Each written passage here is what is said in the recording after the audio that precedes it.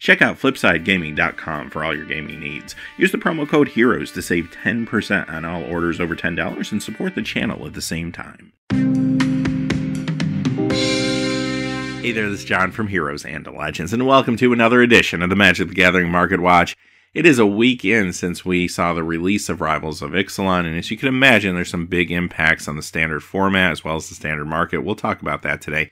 Not to mention the impact from just the bannings we saw over a week ago. There's some big changes to that format. Also, as usual, we'll talk about Modern, we'll talk about Legacy, we'll dip into some Commander, some Pauper, even a little bit of Vintage today.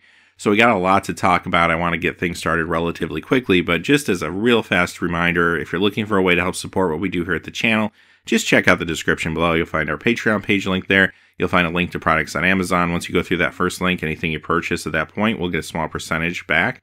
And also, of course, Flipside Gaming is still offering a promo code for our viewers. You can hopefully save some cash and also support the channel. With that being said, let's get into it. We're going to start off with Standard, the cards that lost value. Now, before we get into our top 5, I do have one honorable mention. Rampaging Ferocidon.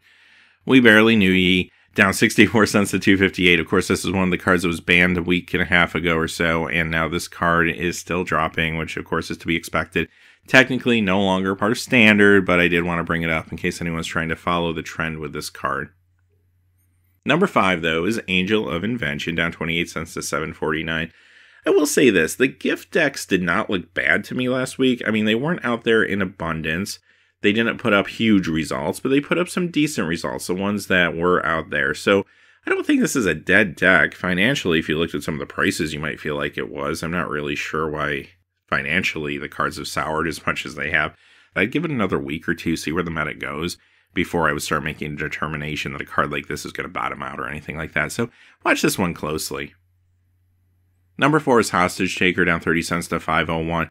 This is a card that was starting to see less play percentage-wise towards the end of the last meta. That trend kind of continued into the beginning of this one. We'll have to kind of see where this goes. Now, again, it doesn't mean the card's not seeing play. It is in gift decks, for example, but it's also in, like, energy decks. We saw Grixis Energy. We've seen it in some of the mid-rangey builds and a few other places, too. So the card's not going away at this point, but percentage of play-wise, I expect to be lower to mid-range compared to what we saw in the last meta. And the biggest obstacle this card has, though, to gain value or to stabilize is the fact that it's from Ixalan. That set has just completely saturated the market at this point. So there's a ton of supply out there of these cards. So even if this card does have a surge over the next few weeks, it's going to be hard to move the needle on it because there's just so many copies out there. Number 3, Vraska Relic Seeker, down 48 cents to 1170. Now, this is a card I was hoping to see a better showing from in week 1 than we actually saw. But again, week 1, it's still early. We did see this card coming out of the board in things like Black-Green Constrictor as well as Sultai Midrange. But you're looking at a sideboard card that was like a 1 of or 2 of. It wasn't playing a large role this weekend. So continue to expect this card to go down unless something changes with the amount of play that it's seeing. Number 2, Search for Azcanta, down 54 cents to $17. So this ticks down a little bit this week. And this suffers in some ways from the same issue Hostage Taker has. It's a Ixalan rare, and there's just a lot of copies of this card out there. The market's very saturated right now. So why has this been able to hold such a high price point? Well, a few reasons. First off, it had a lot of play in Standard over the last meta. And of course, we saw it in a lot of different control builds. Now, aside from that, it also sees play in a lot of control builds in Modern, not to mention Legacy Miracles. So it is a card that has seen play outside of Standard. That's going to be good for it in the long term, especially considering this is a flip card, and these are sometimes difficult to find places for WotC to reprint them. So long term, this might be a good card to just have in your collection, especially if you ever plan on playing some Modern or Legacy with it. Now, as far as short term goes, this card will kind of be made or broken by the Standard format and the amount of play it sees there. So, week 1, it didn't see as much play as it was seeing in the previous meta, but I think that's normal due to the fact that aggro was kind of the big archetype of the weekend. And that's normal when you're going into a new Standard. A lot of people fall back to aggro. It's something they're comfortable with sometimes, and we saw a lot of good aggro decks in previous metas, so a lot of people just fell back onto those. But I think as the weeks go on, we'll see more control, probably Grixis or Dimir control. I think those are going to be the dominant colors this time around, just due to the fact that they can play things like the Scarab God, which is a really awesome card too. So with that being said, what happens with the short-term value of this card? I think even if this card does see more play in the coming weeks, it still ticks down, again, because of the oversaturation of the card in the marketplace right now. It's just kind of everywhere. Number 1, as foretold, down 97 cents to 10.06. This was moving this past month, not because of anything that was going on in Standard, but because of its play in Modern. In December, there was a lot of buzz around the As Foretold Living End deck. A lot of people were excited about it. You saw articles about it, streamers playing it.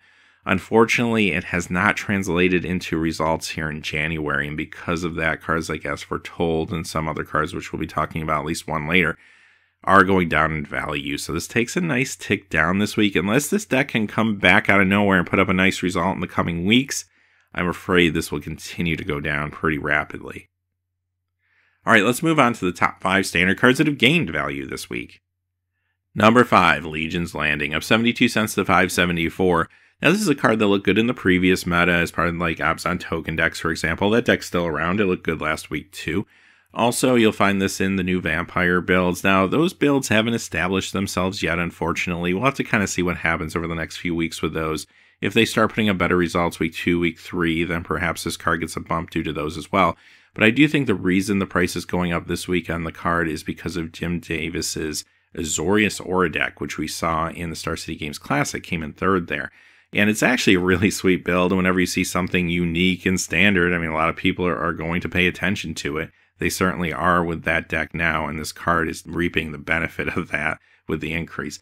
So it's a cool deck, basically a white weenie deck with some auras to help push damage across faster cartouches and such.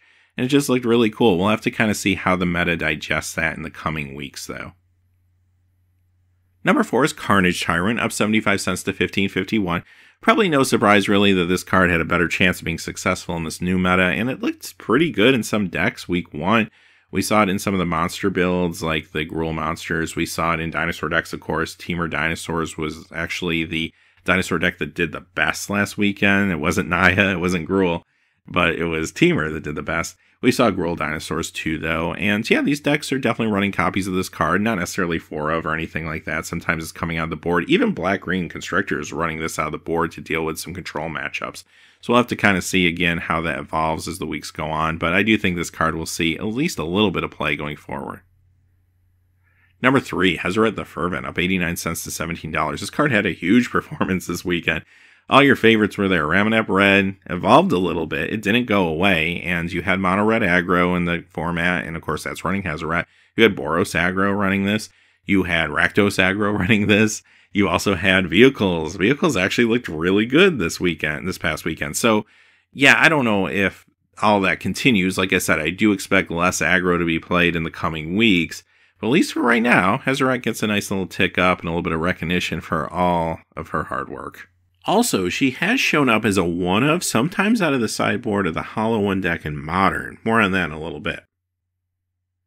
Number 2, the Scarab God, up $1.10 to $32.59. I mentioned this a little bit earlier, but the Scarab God is just a great card.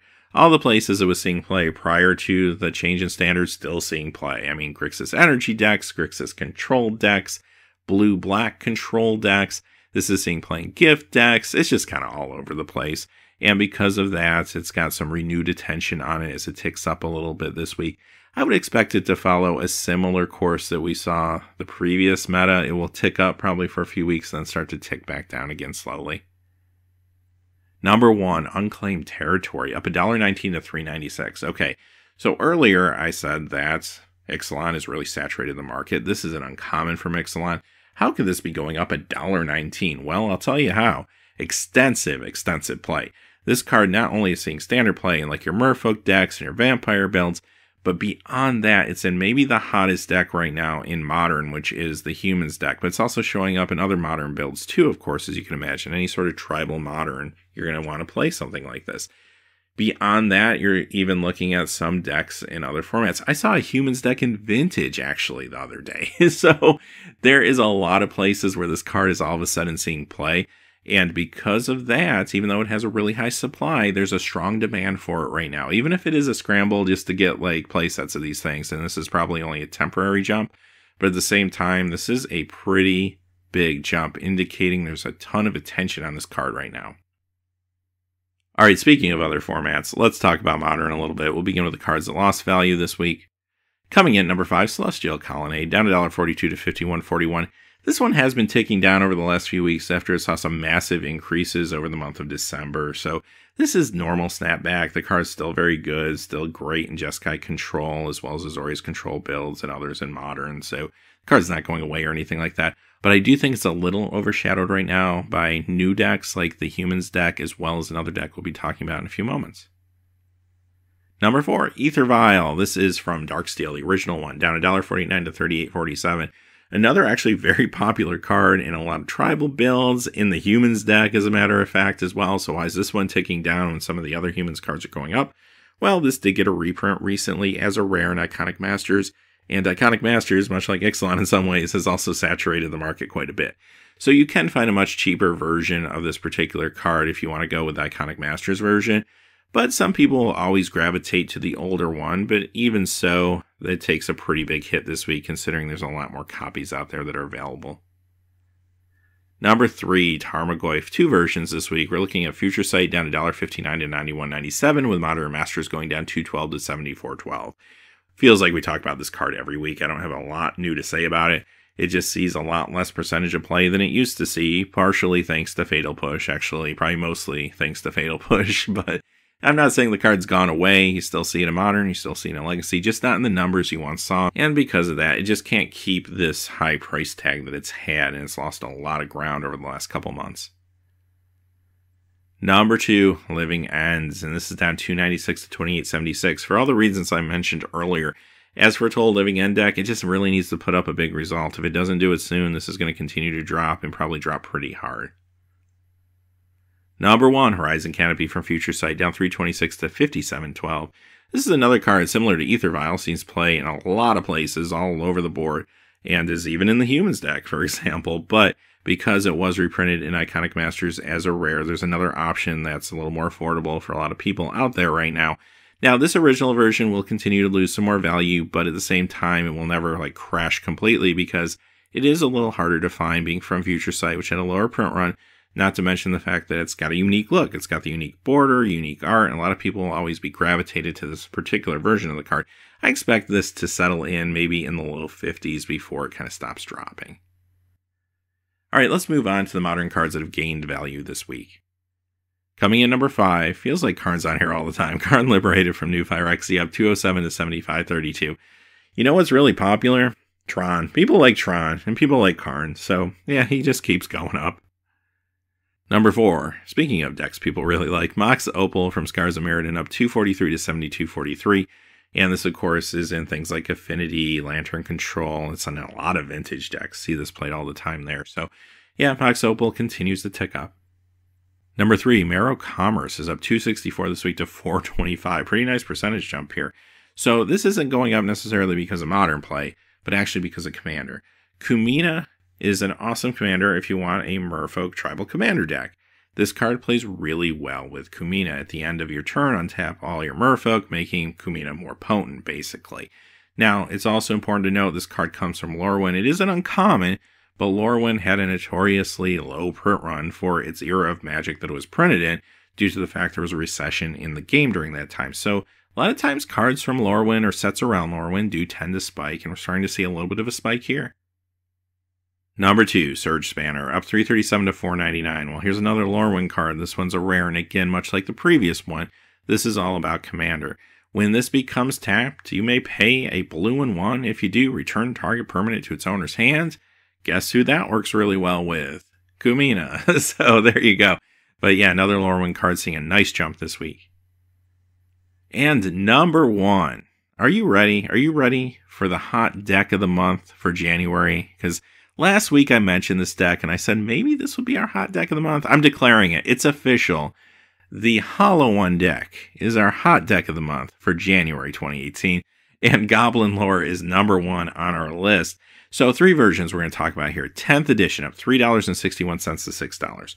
Portal Second Age up $6.20 to $7.88. And the starter 1999 version up $7.35 to $8.20. So if you haven't heard about this Hollow One deck, Basically, it's a modern deck that has been pretty hot this week. A lot of streamers picking up on it. MTG Goldfish, Saffron Olive did focus on it as a budget build for modern. Last week, we saw one of the cards was getting Hot Burning Inquiry. That one stabilized a little bit this week, but it didn't go down in value. This is the big card to jump from that deck this week. I would watch other cards in that deck too, maybe even Hollow One perhaps, as potential cards that could grow over the coming weeks. But much like all these hot decks, they have to put up results to stay hot. So Humans was a good example of a deck that could do that. As for Told Living End, maybe an example of a deck that perhaps won't do that. So we'll have to kind of wait and see where this one lands on the spectrum. All right, let's move on to the world of Legacy, and a lot of the usual suspects here. Number 5, Tropical Island, down 31.47 to 366.47. When you see the dual lands on here, it usually means things are relatively stable. Number 4, Cyclopean 2, from Unlimited, down 32.64 to 34.86 this week, big drop. Number 3, King Solomon, down 38.70 this week to 142.50. This card looked like maybe it was being bought out. It was spiking pretty aggressively. It's starting to come down now, so it could be reintroduced into the market. I do want to point out, too, this is a great 93-94 format card because it deals with things like Serendipity Freet as well as Juzam Jin. Number 2, Volcanic Island from Unlimited, down 48.31 to 508.94. And number 1, the aforementioned Juzam Jin, down 133.30 this week to 801.70. So this card takes a pretty nice drop, which was expected. I think I mentioned it last week that I'm expecting this to snap back a little bit. It's just grown so aggressively. I don't really feel like this is a true buyout, although I do think a lot of collectors are jumping on this too because the card has been going up rapidly. But I do think this is true growth for the card. It's iconic, it's Arabian Nights, it's hard to find in good condition, it's reserve list, it's awesome in 93-94 format. It just kind of meets all the requirements of a hot card. All right, let's move on to the cards that have gained value this week. Number 5 is Gauntlet of Might from Unlimited, up $62.50 to $450. Another card that's good in 93-94. Number 4, Diamond Valley, up $72.80 to $428.99. This was a card that was bought out, got sold back, dropped pretty aggressively over the last few months, but has been climbing recently again. So I think this card is trying to find a stable price point. Again, another rare, hard to find, reserve list, Arabian Nights card. Number 3, Guardian Beast, up $97.69 to $299.59. And this is another just classic Arabian Nights card. I do think this one might be a little undervalued, honestly, because it's a good card. Another card that I would consider playing in some builds in 93-94. But again, just an awesome classic card. This was really big even back in its day when it came out. Number 2, the Tabernacle at Pendrell Vale has a conservative increase this week of $100.03 to $1,599.98. And number 1 is the Abyss, up $166.19 this week to $522.74. This is a card that was undervalued, I think, for a little while. It's been climbing for the last couple weeks now. All right, let's move on to a few notable cards I wanted to point out. We got some cards from Pauper here, and a few other just things that didn't make our other list. Let's start off with a little Pauper. We'll talk about Prismatic Strands, up 52 cents to $2. So I did a video on Monday focusing completely on Pauper Finance. If you want to hear more about the format, what's going on with the values of some of these cards, I'd suggest checking it out. We took a deep dive into the cards there. I have a few highlights I want to talk about here, though. This being one of them, and this is a card you'll find in like the Boros token decks, among some others in the format. But in case you missed it, the reason these cards have been so hot this week is because Channel Fireball for the month of January have been supporting Pauper side events during their GPs. So it's brought a lot of attention on the Paper Pauper game. That's hard to say, Paper Pauper. But it has actually led to some increases in card values. I will say this, though, because Pauper is all about commons, these cards have been increasing percentage-wise pretty strongly. But for the most part, the cards are still very, very affordable, and it's still very easy to put together decks if you want to try the format out. Next is Gorilla Shaman, up $2.35 to $3. This is actually the Cold Snap themed deck version of the card. A lot of people don't know what that is.